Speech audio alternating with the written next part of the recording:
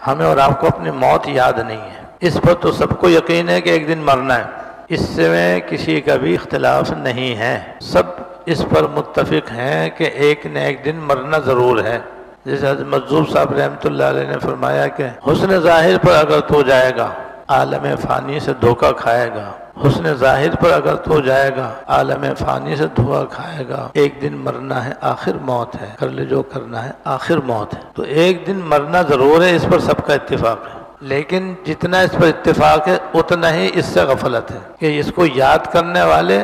لاکھوں میں کوئی ہے، 100 میں بھی نہیں، 1000 میں بھی نہیں، لاکھوں میں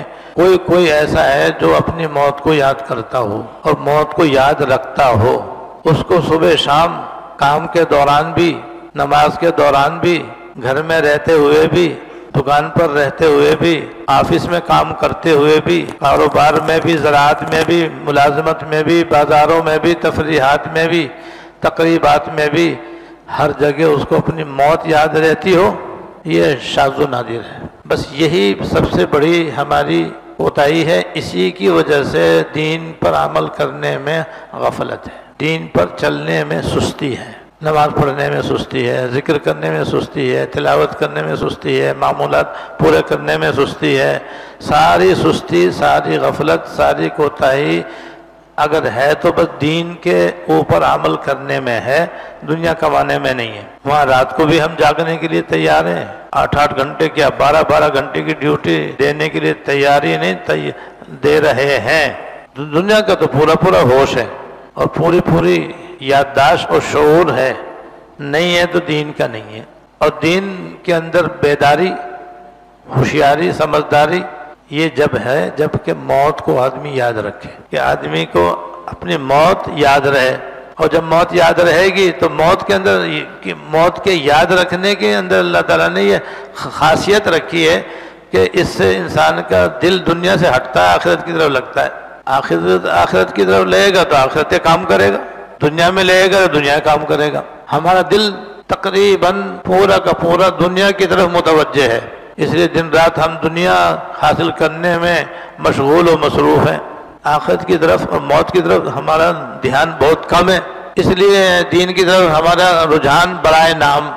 ہے۔ حضرت شیخ ابو حامد لفاف رحمۃ اللہ علیہ کا ارشاد ہے، وہ فرماتے ہیں کہ جو آدمی موت کو زیادہ سے زیادہ یاد رکھتا ہے، اپنی موت کو زیادہ سے زیادہ یاد کرتا ہے، اس پر اللہ تعالیٰ کی طرف سے 3 انعام ہوتے ہیں، 3 طرح سے اس کا اکرام ہوتا ہے۔ نمبر 1، اس کو جلدی توبہ کی توفیق ہوتی ہے، توبہ جلدی کرنے کی توفیق ہو جاتی ہے اور نصیب ہو جاتی ہے۔ یعنی گناہ تو اول ہونا نہیں چاہیے مومن سے، لیکن بہرحال ہو جاتے ہیں، جب ہو جاتے ہیں تو جو موت کو یاد کرنے والا ہوتا ہے فوراً ہی توبہ کرتا ہے، جیسے گناہ ہوا ویسے ہی وہ توبہ کر لیتا ہے، تو اس کو توبہ جلدی نصیب ہوتی ہے۔ یہ بھی اللہ تعالیٰ کا بہت بڑا انعام ہے بھائی، یہ بہت بڑا اکرام ہے۔ حضرت بابا نجم احسن رحمۃ اللہ علیہ کا شعر ہے توبہ کے سلسلے میں، اور وہ شعر اس لیے حضرت نے ارشاد فرمایا کہ کسی سے اگر گناہ ہو جائے تو وہ مایوس نہ ہو، تو گناہ کے بعد مایوس نہ ہو، صدق دل سے توبہ کر لے، انشاءاللہ اس سے گناہ معاف ہو جائے گا۔ جب کفر و شرک جیسا بدترین گناہ بھی توبہ سے معاف ہو جاتا ہے تو باقی سارے گناہ تو کفر و شرک سے نیچے ہیں، وہ تو بدرجہ اولا توبہ سے معاف ہوں گے انشاءاللہ تعالیٰ۔ تو بعض لوگ گناہ کرنے کے بعد وہ مایوس ہو جاتے ہیں کہ ہم نے تو اتنے گناہ کر لیے ہماری بخشش ہو ہی نہیں سکتی، تو اس کے لیے حضرت نے یہ شعر کہا ہے کہ دولتیں مل گئی ہیں آہوں کی، دولتیں مل گئی ہیں آہوں کی، ایسی تیسی میرے گناہوں کی۔ سبحان اللہ، دولتیں مل گئی ہیں آہوں کی، یعنی توبہ استغفار کرنے کی، معافی مانگنے کی، رونے کی کہ اللہ یہ گناہ ہو گیا، یا اللہ یہ گناہ ہو گیا، یا اللہ یہ گناہ ہو گیا، اپنی رحمت سے معاف فرما دے۔ وہ گناہوں کو سے اللہ تعالیٰ کی بارگاہ میں رو کر، اگر رونا نہ آئے تو رونے کی شکل بنا کر توبہ کرتے ہیں، معافی مانگتے ہیں، تو ان کے لیے فرما رہے ہیں کہ پھر ایسی تیسی ہمارے گناہوں کی، پھر گناہ کیسے اس کے آگے رہ سکتے ہیں؟ توبہ سے اللہ تعالیٰ سارے گناہ معاف کر دیتے ہیں۔ حدیث میں آتا ہے تائب من الذنب کمن لا ذنب لہ، گناہوں سے توبہ کرنے والا گناہ نہ کرنے والے کے مانند ہو جاتا ہے۔ اب اس سے بڑی پکی بات کیا ہوگی؟ تو حضرت کا یہ شعر یاد رکھنے کا ہے کہ دولتیں مل گئی ہیں آہوں کی، ایسی تیسی میرے گناہوں کی۔ تو ایک انعام تو یہ ہوتا ہے کہ اس کو توبہ جلدی نصیب ہوتی ہے، اور دوسرا انعام یہ ہوتا ہے کہ اس کو اپنے ملنے والے مال و دولت میں جو مال و دولت وہ کما رہا ہے اور جس کا ذریعہ معاش کو اس نے اختیار کیا ہوا ہے، اس کے ذریعے جو اس کو آمدنی ہو رہی ہے اس میں قناعت عطا فرما دیتے ہیں۔ اور یہ قناعت کا مل جانا بہت بڑا اللہ تعالیٰ کا انعام ہے، جس کو مل جائے بس سمجھو ساری راحتیں اس کو مل گئیں۔ تو دوسرا انعام ہوتا ہے کہ اس کو اللہ تعالیٰ جو اس کو روزی مل رہی ہے اور جتنی بھی مل رہی ہے اس میں اسے قناعت نصیب ہو جاتی ہے۔ اور تیسری دولت اور تیسرا انعام اللہ تعالیٰ ہم سب کو نصیب فرمائے، خوب نصیب فرمائے کہ اس کو عبادت میں شوق و ذوق اور دل لگنا نصیب ہو جاتا ہے۔ بغیر نماز پڑھے چین نہیں آتا اس کو،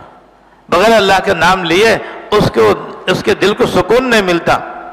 اللہ کا نام لینے میں، ذکر کرنے میں، تلاوت کرنے میں، تسبیحات پڑھنے میں، روزہ رکھنے میں، حج کرنے میں، عمرہ کرنے میں، نیک کاموں میں اس کا دل لگتا ہی لگتا ہے۔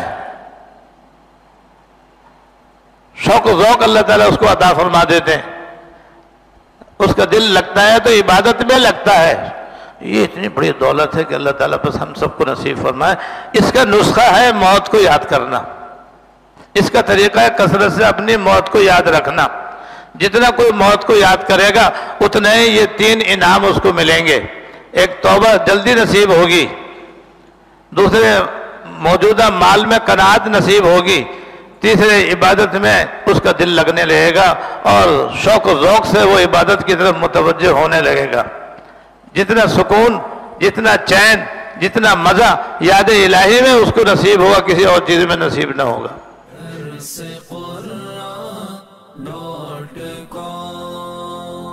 www.darsequran.com